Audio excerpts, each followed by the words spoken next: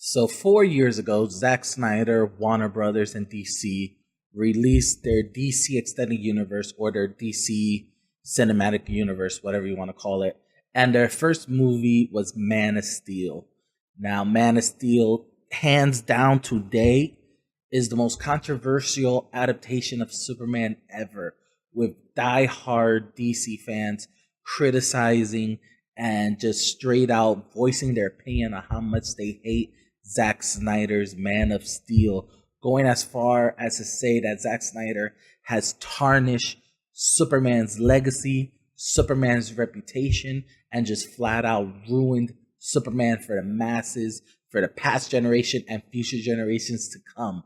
I mean, they just completely, like, they ripped it a new one, basically. But honestly, if you really look at it, Zack Snyder's Superman has so many fine qualities that a lot of diehard fans did not see at first glance. They did not see it when they first watched the film. And I think if you keep on watching the film, and if you really, really dig deep into the mythology of Superman, you're going to see a lot of fine qualities that are in Zack Snyder's Superman. Man of Steel as a whole, in my opinion personally, was a great Superman movie. It was a great Superman movie. It was a great movie to start off DC's cinematic universe. And so right now, this video is going to be very controversial, but I am going to give you guys 5 reasons why Man of Steel is a great Superman movie.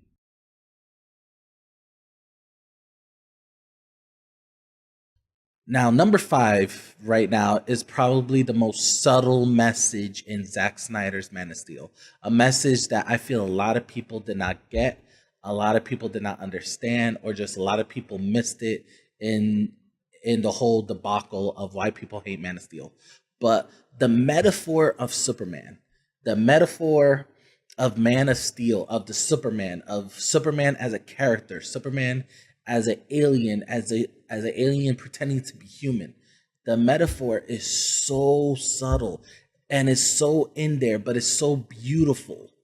I mean, the idea of this alien pretending to be human, it brings a forth more people into Superman, because a lot of people in the comic books and in the earlier adaptations, a lot of people felt left out because Superman was a little hard to be relatable. I mean, it was the fact that he was generally an alien, literally. There's, as of right now, there's no, as to my knowledge, there's no aliens walking, among us. Maybe they are, maybe they're not, who knows? But, Superman as a character was hard to relate. And it wasn't up to Smallville. It wasn't up to, Tom Welling's adaptation, where we really got to see the struggle of, Clark Kent, Kal-El, Superman. We really got to see his struggles. And Man of Steel just made it more relatable to anybody out there that is considered an actually alien, either a documented immigrant or actually a illegal documented immigrant living in America. Man of Steel brought a relatability to those people and expanded Superman's metaphor. Here is a guy that has godlike powers, and he is technically an undocumented alien. He is an undocumented immigrant alien living in America, hiding who he is, hiding from the US government, hiding from immigration, just hiding from the world. And a lot of undocumented immigrants can relate to that because they spend their lives hiding. They spend their lives hiding who they are from the US government, from actually immigrations, afraid of, afraid of the government. And here's this man with godlike powers also afraid of the government, hiding who he is, hiding who he truly is, and just going from place to place as a wandering vagabond, basically, just trying to find his place in the world, trying to find that piece of, trying to find the piece of the American dream that a lot of people are also fighting to achieve. And I think that metaphor is just a beautiful, subtle thing that Zack Snyder put in Man of Steel that a lot of people just did not get.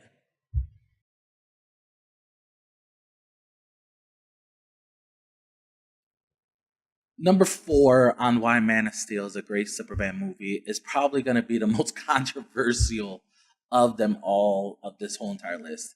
But Man of Steel grounds the mythos of Superman and makes it understandable for the modern audience.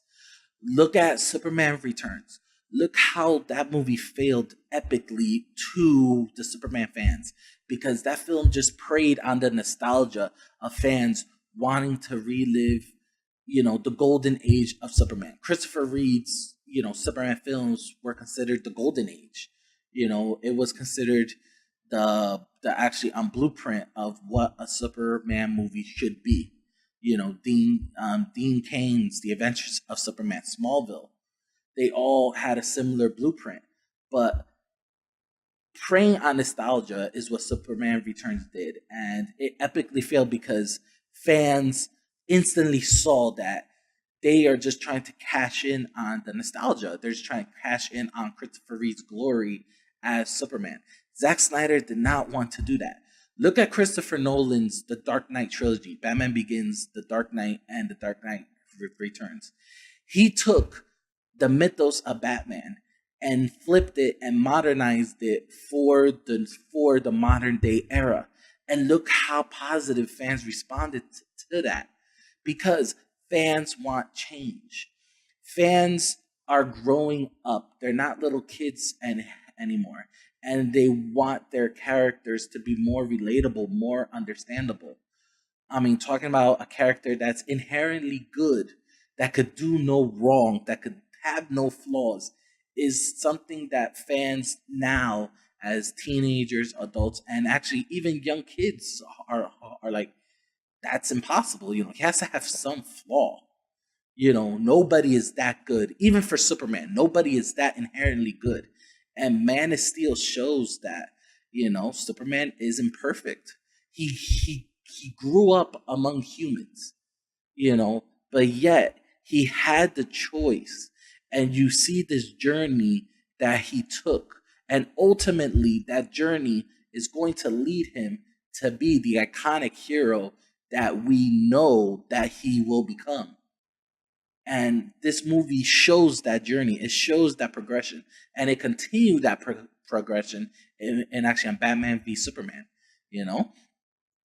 He took his family's ideals and he took his family's ideology, and being raised among humans, he was bound to pick up some of human traits, but he made that choice, and it's that choice that ultimately pushed him and progressed him into being the iconic superhero that we will eventually see in the early comic books.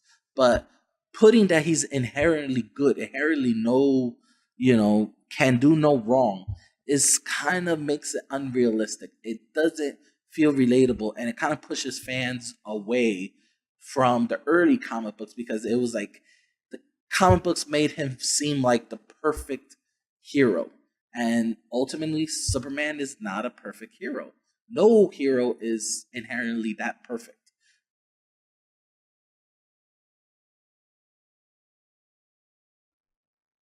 Man of Steel made the bold choice. I mean, it made the very bold choice of showcasing just how complex Superman really is as a character.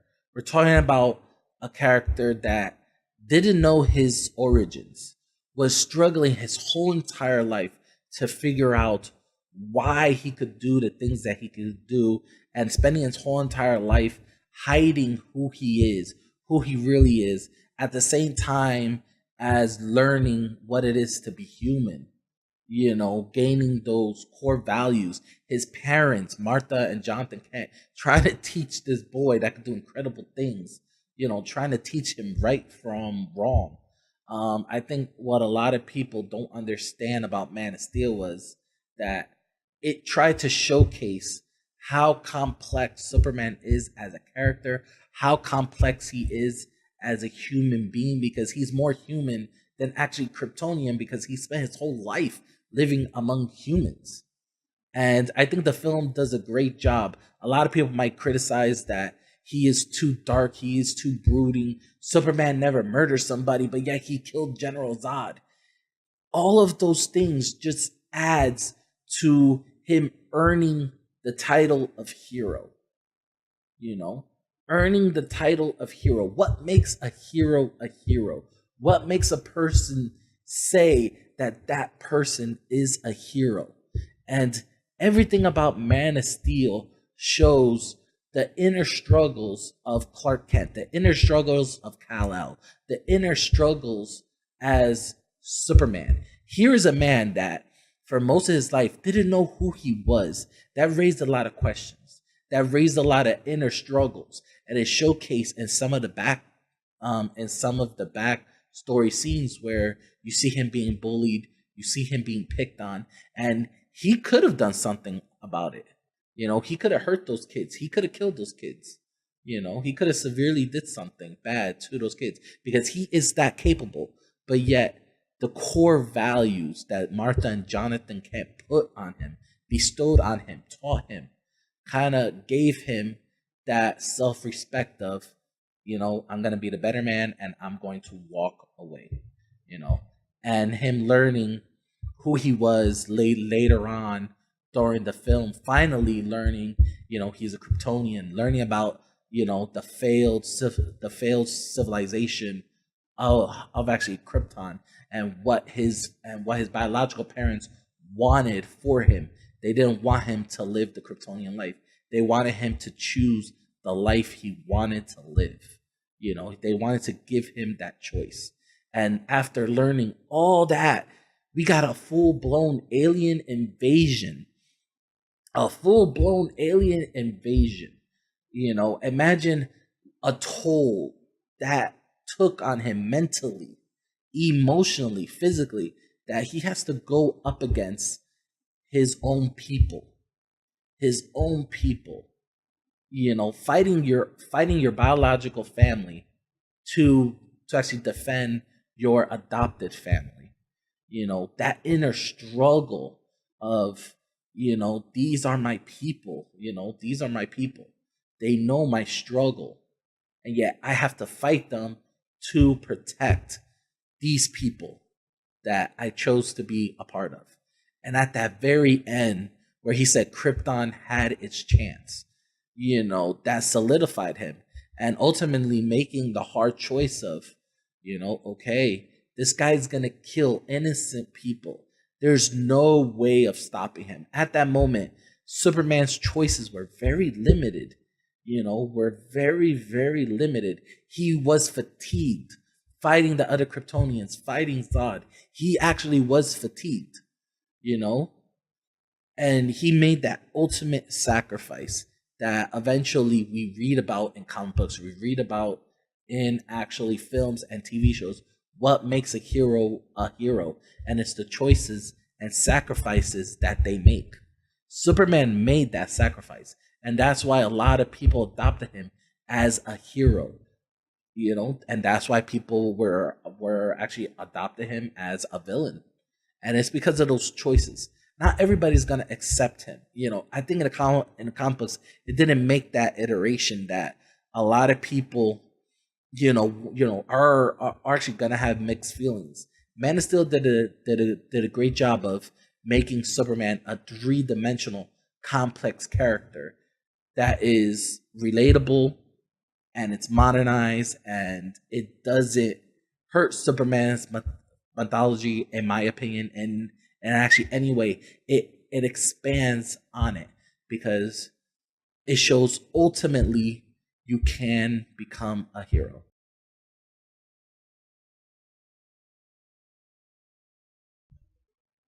I think a lot of controversy with Man of Steel was the fact that fans don't like to see their heroes, you know, changed.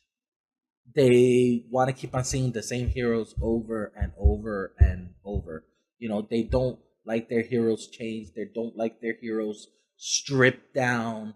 They don't like anything to deal with change. They want to keep on reading what they read in their youth, or actually new fans that have the luxury of reading the past comics. They don't like their heroes changed in any sort of way. But look at the problem with Superman Returns. Look at the very, very, very core issue with Superman Returns was the fact that they tried to make a Superman film exactly like Christopher Reeve's Superman. And ultimately, times have changed. Times have changed. People have changed. Comic books are bigger than what they initially were back in the 70s, back in the 80s. People's visions change, people's views change. So actually, by not changing and not being innovative and not changing and not trying to create something new, Superman Returns ultimately failed. Zack Snyder had the conscious choice of innovating, changing, but still make the core mythos, the core values of Superman relevant and relevant to this modern day, relevant to this modern time. He didn't want to prey off the nostalgia. He wanted to take something that has already been established and put a new spin on it. And there's nothing wrong with that. There's nothing wrong with that because times change.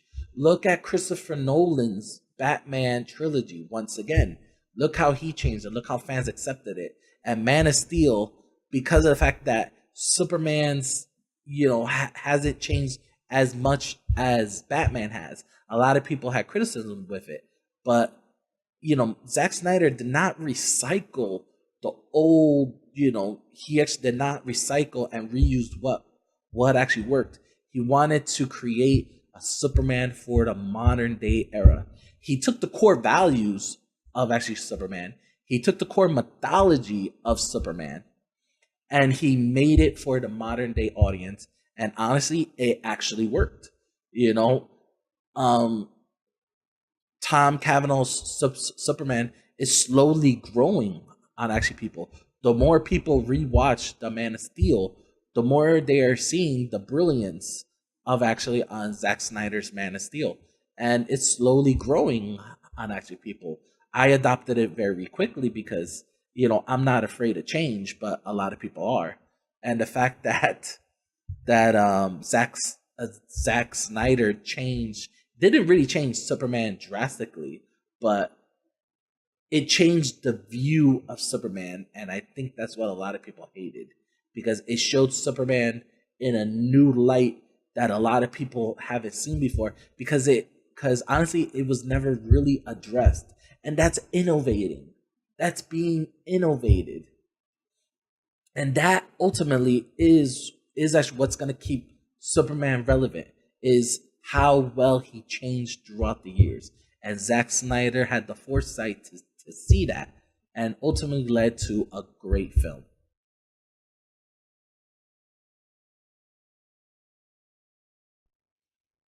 The last thing, I guess it is the last thing, we'll have to see, but the last thing Man of Steel did great was it introduced the whole entire DC cinematic universe in one film.